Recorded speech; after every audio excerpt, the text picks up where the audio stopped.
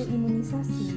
Imunisasi adalah suatu upaya untuk menimbulkan atau meningkatkan kekebalan seorang secara aktif terhadap suatu penyakit, sehingga bila suatu saat terpajan dengan penyakit tersebut, tidak akan sakit atau hanya mengalami sakit ringan. Mengapa harus imunisasi?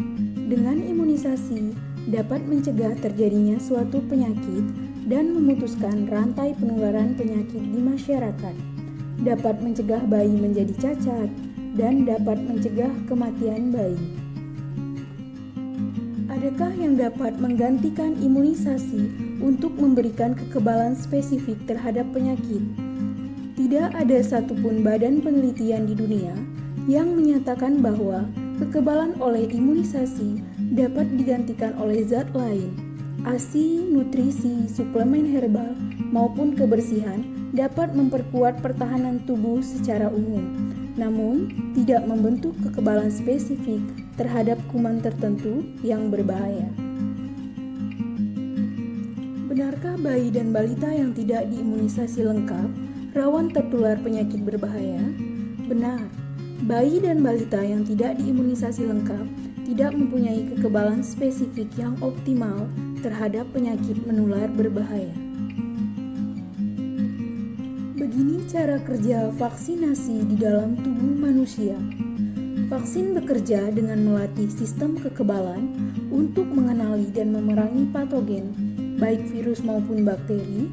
Jika di kemudian hari patogen muncul, sistem kekebalan otomatis akan mengenali antigen dan menyerang secara agresif sebelum patogen menyebar yang menyebabkan penyakit. 5 jenis imunisasi yang wajib diperoleh anak sebelum usia 1 tahun. Pertama, imunisasi hepatitis B saat bayi berusia kurang dari 24 jam. Yang kedua, imunisasi polio dilakukan sebanyak 4 kali saat bayi berusia 1 bulan, 2 bulan, 3 bulan, dan 4 bulan. Yang ketiga, imunisasi BCG dilakukan saat bayi berusia 1 bulan. Yang keempat, kombinasi imunisasi DPT, HB, HIV dilakukan sebanyak 3 kali saat bayi berusia 2 bulan, 3 bulan, dan 4 bulan. Yang kelima, imunisasi campak dilakukan saat bayi berusia 9 bulan. Di luar ini masih ada vaksin lain seperti vaksin cacar, vaksin pneumokokus, vaksin tifoid, dan vaksin lain.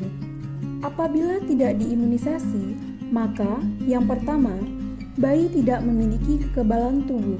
Yang kedua, bayi lebih rentan mengalami penyakit serius. Yang ketiga, kekebalan komunitas juga menurun. Apa saja gejala yang timbul sehabis imunisasi?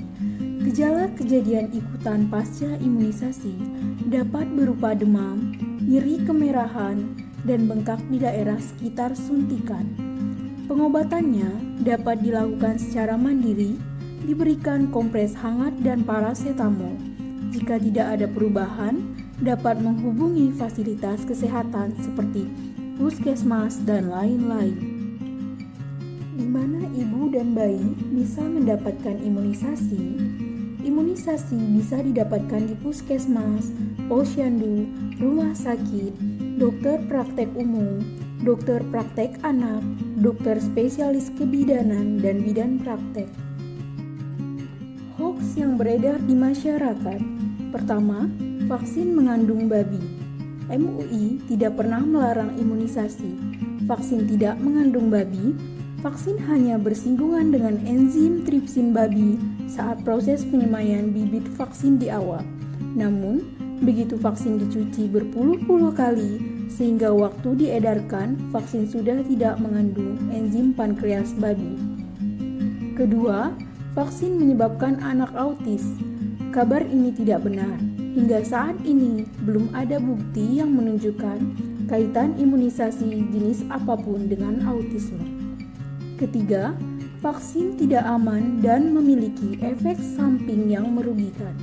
Sebagian besar efek samping yang timbul setelah pemberian vaksin hanyalah efek samping yang ringan.